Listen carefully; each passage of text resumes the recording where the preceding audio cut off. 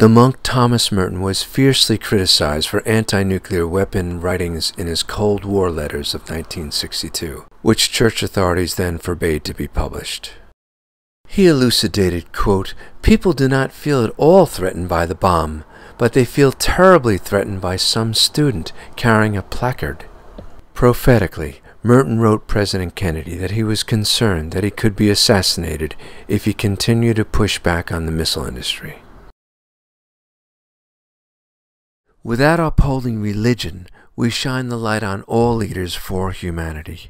There were many ready to pounce on any sign of our first Irish Catholic president being influenced by a pope, especially one who was so clearly outspoken against the race of nuclear weapons and the business of militarism in general.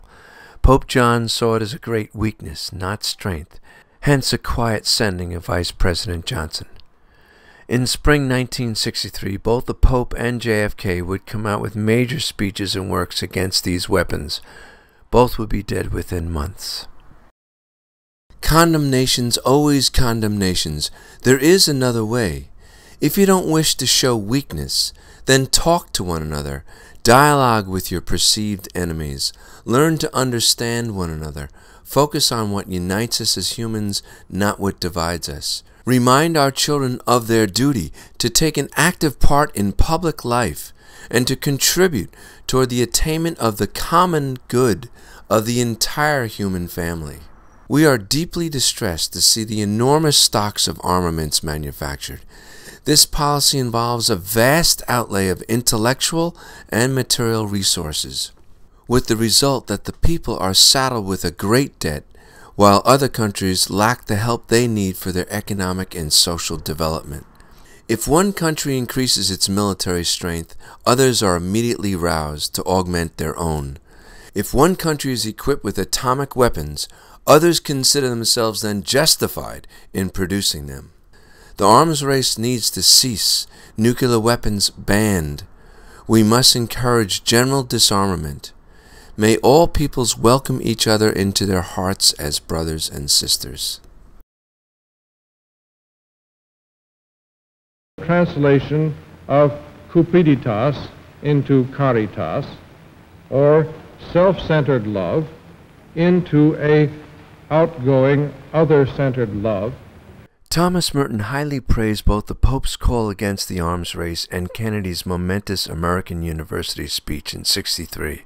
In turn, they both were encouraged by Merton, one of the world's greatest spiritual thinkers. The man who depends on brute power, he's in a brutal position. He's not in a strong position. The nation that shows power is the nation that shows restraint. If you can come out and make a statement like that, you're putting yourself in a stronger position, not a weaker position. If you begin to hold that it is legitimate to launch a preemptive strike, see, which means you hit first without letting them know and smash everything, to argue that that comes under the heading of defense seems to be pushing things pretty far. And that's what some of these people are arguing. That's an awful big order for Catholic morality. It's now estimated that the U.S. has got 30 tons of TNT for every living human being on the face of the earth. We've obviously got enough. The Russians equivalently, just looking at it from the hard-headed war-making standpoint, it's to the interests of both the U.S. and Russia not to test anymore, because the cookies who are going to be profiting by it are going to be people like the Chinese and the French, who haven't got as much as we've got and who want to get more. This fallout is a real problem. See, there's very little news given out about fallout. We get more Russian fallout than we get American. And the people that get the fallout in the South Pacific are my aunt in New Zealand and South Sea Islanders and so forth. But we get the Russian fallout. They test within the Arctic Circle. And this sort of comes floating over the pole, and it comes down right about here. The people on the Scientific American are no fools. They know what they're talking about. This is straight stuff.